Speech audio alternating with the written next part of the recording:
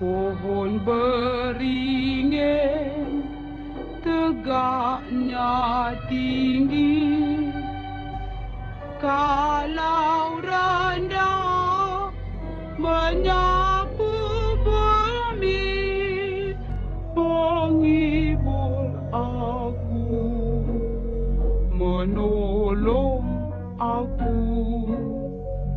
Bertiuplah, oh angin bayu, laju, laju, buaiku laju. Assalamualaikum. Apa khabar semua anak-anak makjah di luar sana? Sehat? Alhamdulillah. Makjah sentiasa mendoakan kesihatan anak-anak makjah di luar sana supaya sihat walafiat, dilindungi oleh Allah dan semoga dipermudahkan segala urusan dunia dan akhirat. Seperti biasa anak-anak, pada minggu ini makjah ingin berkongsi pengalaman makjah, apa yang berlaku kepada makjah, kejadian-kejadian misteri ataupun mistik semasa makjah sedang syuting sebuah filem. Filem yang makjah maksudkan ini, filem ini diberi judul Cermin. Filem Cermin ini diterbitkan pada tahun 2007 dan dibintangi oleh pelakon Diana Yusof, Natasha Hudson, Farid Kamil, Maimun Muttalib, Sheila Mambo, makjah sendiri dan ramai lagi pelakon-pelakon yang berbakat besar di Malaysia ini. Jadi filem Cermin ini adalah filem berunsurkan seram, iaitu cerita hantu. Jadi makjah akan bagi tahu anak-anak sinopsis serba sedikit apa filem Cermin ini. Filem Cermin ini dia mengisahkan mengenai sebuah cermin yang cermin ini adalah cermin pusaka, cermin antik yang dipunyai oleh Mak Siti, iaitu watak makjah. Mak Siti ini adalah ibu kepada Natasha Hudson. Jadi cermin ini adalah cermin antik dan cermin ini adalah cermin yang berhantu, yang cermin ini telah dikuasai oleh roh jahat, roh seorang perempuan yang ingin membalas dendam. Jadi kami sepanjang kami syuting, kalau tak silap makjah, 90% lokasinya adalah berkisar di sekitar kawasan Janda Baik. Seperti yang kita tahu, kawasan Janda Baik, iaitu di dalam daerah Pahang, adalah sebuah kawasan yang agak misteri juga, agak banyak unsur-unsur mistik di situ. Jadi kami syuting di sebuah resort yang agak cantik. Dia agak jauh di pedalaman. Jadi kami ditempatkan di sebuah chalet, para pelakon, kru-kru dan juga director. Kami duduk di chalet di Janda Baik itu juga. Saya bersama dengan rakan saya, iaitu arwah Maimun Muttalib. Saya sebilik dengan arwah Maimun Muttalib. Cerita dia bermula begini. Okey, sepanjang kami syuting di kawasan resort, oleh kerana cerita tu cerita hantu, maka banyak babak-babak misteri di dalam filem Cermin itu. Pada suatu hari ada satu babak di mana Mak Siti iaitu Mak Jah terdengar jeritan daripada anak Mak Jah iaitu Natasha Hudson. Bila dia keluar rumah, Natasha tiba-tiba menjerit, "Mak!" Saya terkejut. Mak Siti pun terkejut. Mak Siti pun pergi mendapatkan anak dia. "Kenapa ni sayang? Kenapa?" "Mak, tengok ayam tu," dia kata. Saya pun melihat. Memang ada ayam, ya. Ada ayam yang telah mati. Betul-betul di halaman rumah. Dia macam rumah tu di dapur, di pintu dapur dia. Kami syuting DOP tu menggunakan track, ya, untuk menangkap gambar kami berdua. Tetapi director tu kata, "Okey, cut. Tak boleh nak buat." Berkali-kali Mak Jah rasa dah 3-4 kali dia tak boleh shoot. Apabila dia nak pergi track, nak pergi ambil, dia nampak ayam tu dulu, kemudian dia tilt up, nampak muka saya dan juga muka anak saya Natasha yang sedang ketakutan. Tak boleh nak dapat. Kamera jadi blur. Berkali-kali sampai director pun pening kepala. Sebab bagi director kata shot ni bukannya susah sangat, dia senang, tetapi tak boleh nak buat. Kebetulan, ya anak-anak, kebetulan masa tu arwah kawan saya Maimun Muttalib sedang datang ke lokasi kerana selepas habis scene saya, scene Maimun Muttalib datang dan terus duduk. Saya nampak dia begini. Untuk pengetahuan anak-anak, kawan saya arwah Maimun ni dia seorang yang pandai. Dia insting dia sangat kuat dan dia orang yang dikurniakan Allah boleh hijab dia agak terbuka, dia boleh melihat alam lain. Bila dia datang je, dia terus duduk. Lepas tu kami berbincang, kenapa tak boleh nak syuting. Tahu apa yang arwah kawan saya cakap?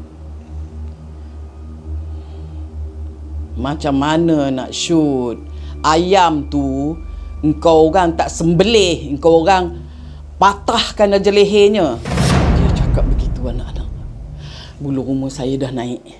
Lepas tu satu production siasat siapa yang punya kerja. Sepatutnya ayam tu disembelih dulu nak bagi dia mati. Rupa-rupanya ada kru dekat situ. Dia bahagian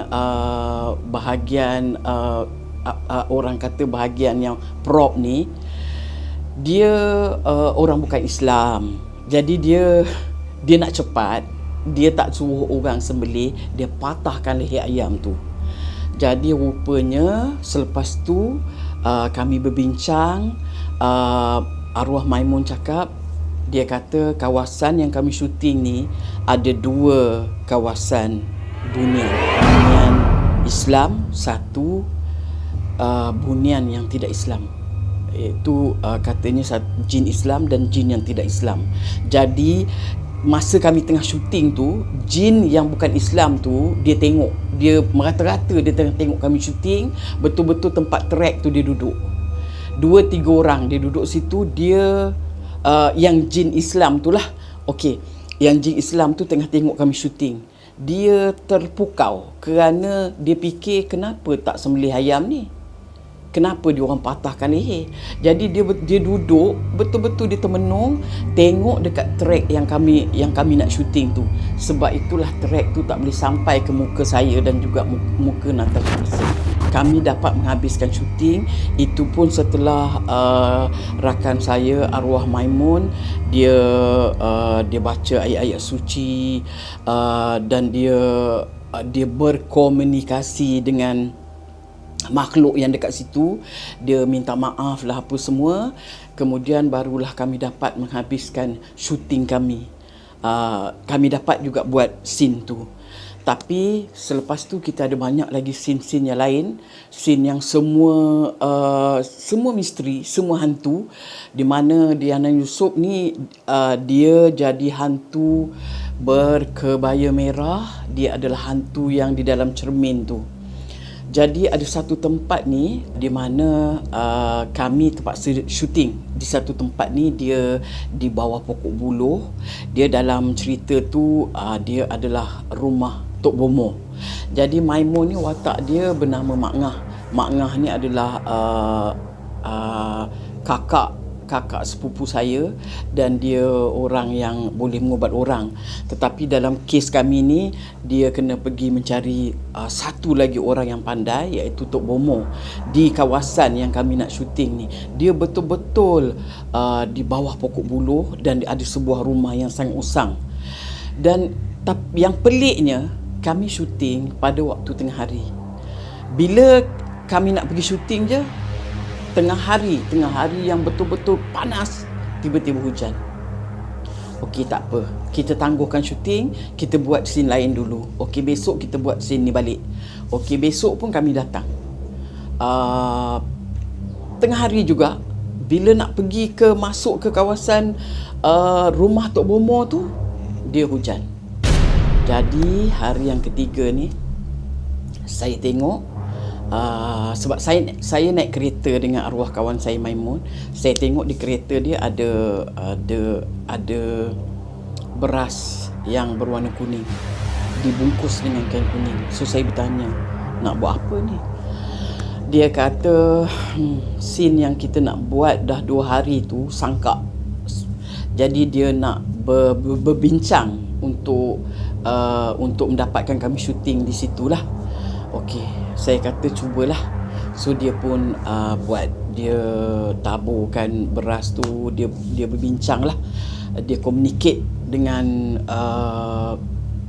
makhluk yang ada dekat situ. Tetapi dia datang kepada saya. Lepas tu dia datang kepada saya, dia kata, "Jah, kita tak boleh syuting dekat sini. Tempat ni terlalu kuat," dia kata.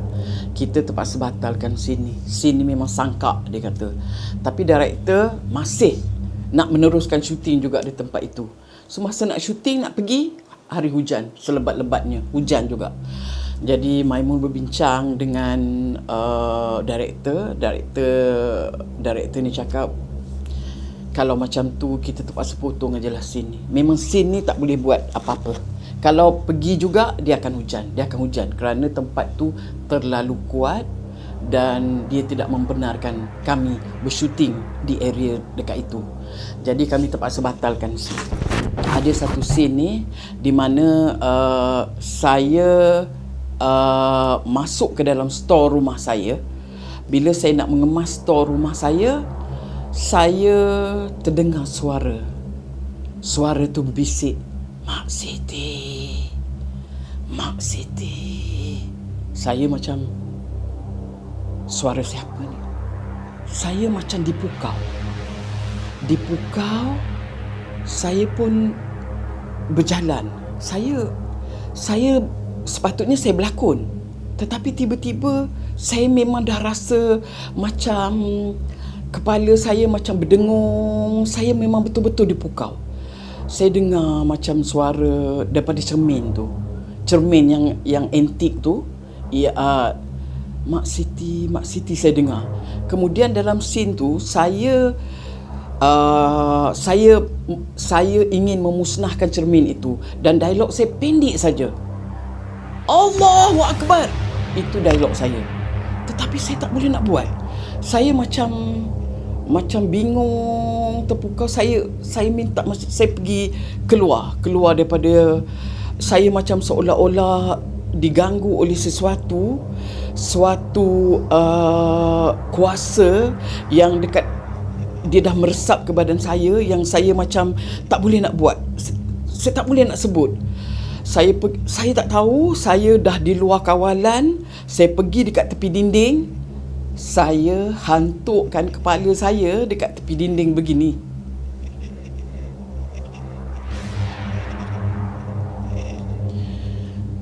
Sehingga kan kepala saya ni boleh terasa benjol.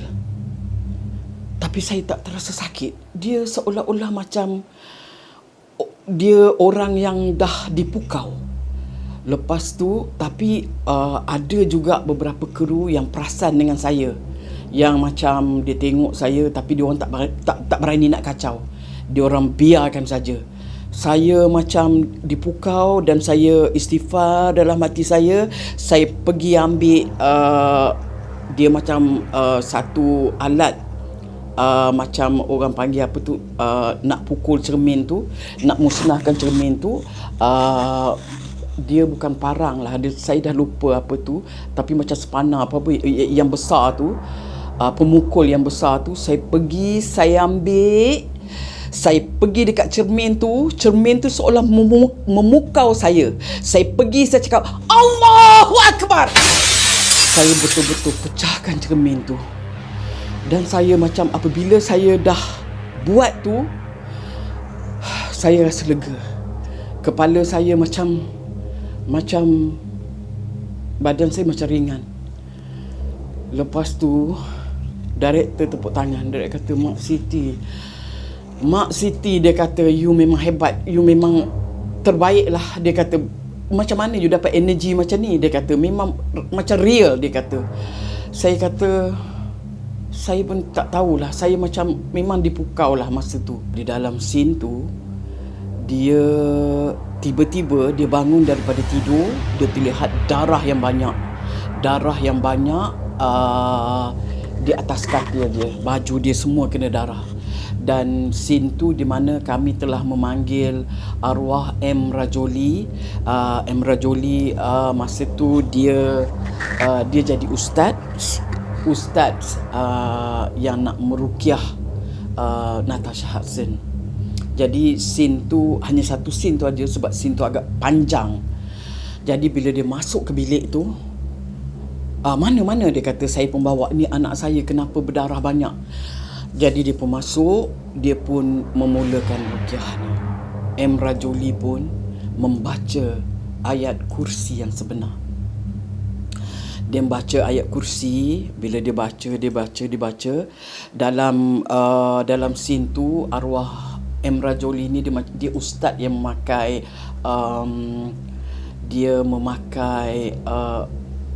jubah putih. Lepas tu dia pun baca ayat kursi. Dia memang orang yang agama dia sangat bagus, dan dia mengaji pun sangat sedap, dan dia baca ayat kursi yang sangat sedap. So dia baca ayat kursi. Tiba-tiba saya tengok director. Sebab director ni kamera tu dia daripada bawah. Lepas tu dia masuk ke tingkap. Kamera tu dia daripada dia track sikit lah. Lepas tu saya nampak muka cameraman. Muka cameraman yang macam terkejut.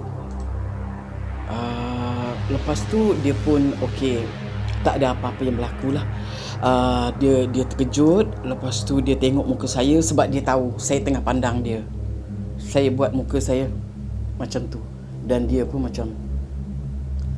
So bila scene tu selesai, saya pergi bertanya dengan Sophie.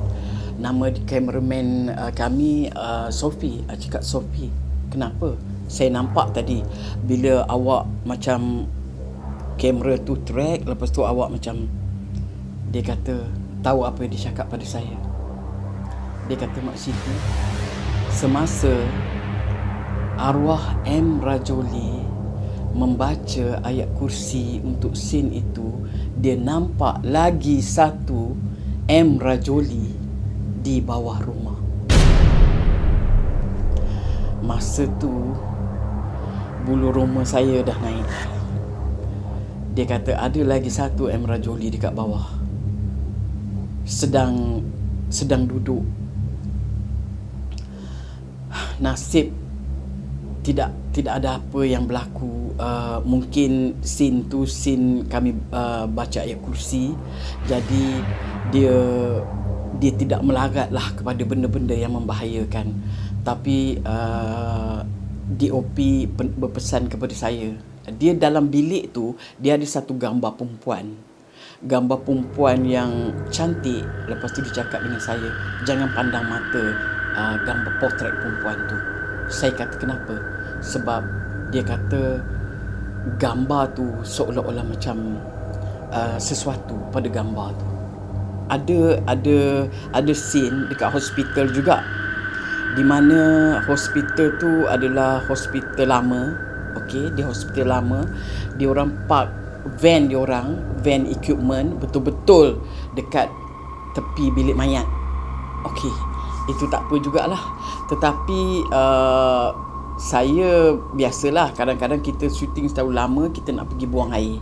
Dia bilik air dekat bawah, katanya tak boleh pakai masa tu. Jadi saya dengan kawan saya kena naik lift. Pergi tingkat 1 ke tingkat berapa saya dah lupa, pergi bilik air. Saya pun ajak makeup artist temankan saya pergi. Okey, semasa saya pergi, masa tu dah malam lah. Scene dia memanglah, kalau kita buat cerita hantu kebanyakan dia malam. Saya pun naik ke tempat yang nak bilik air tu lah. Saya pun naik. Lepas tu saya masa tu dah buang air, so saya nak turun bawah balik. Masa nak turun bawah tu, saya pun dengan kawan saya ni pun masuk lift. Saya nampak satu nurse yang agak kurus, badan dia kecil, tapi dia pakai baju nurse zaman dulu yang semua putih. Tapi nurse ni dia macam cacat. Dia macam ni. Dia tak pandang saya pun. Dia tengok je bawah macam ni tangan dia. Saya muskil.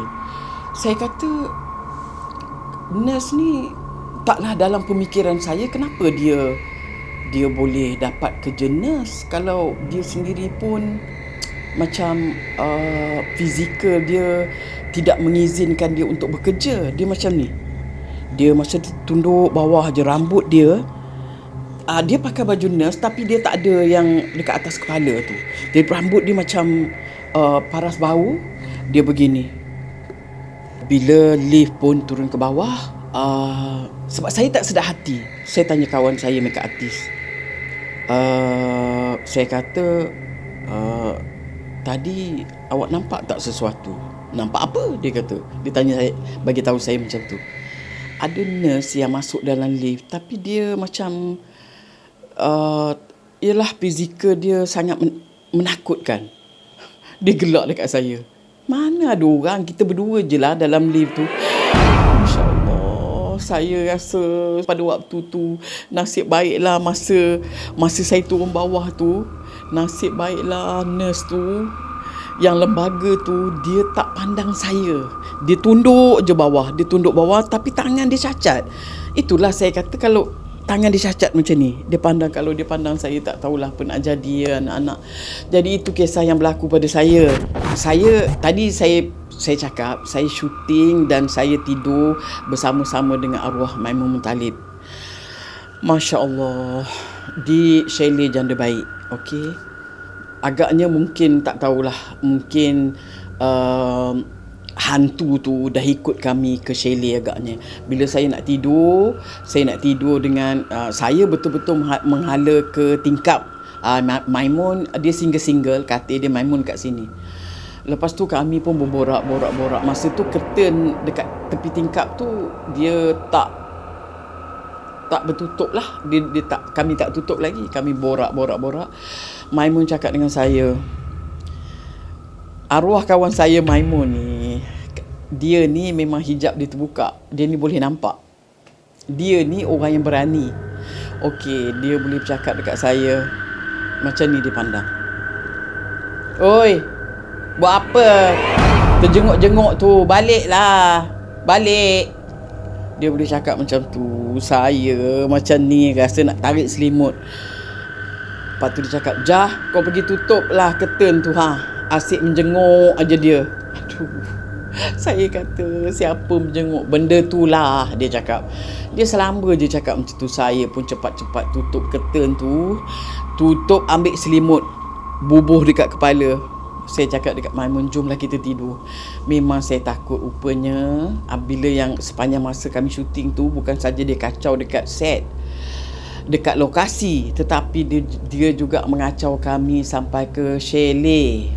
Saya tak tahulah, memang kawasan tu memang kawasan yang memang sangat bermisteri, ataupun cerita ni aura dia sangat kuat. Aura hantu dia sangat kuat sehingga dia mengganggu. Banyak kru pun jumpa, saya pun ternampak benda-benda macam tu.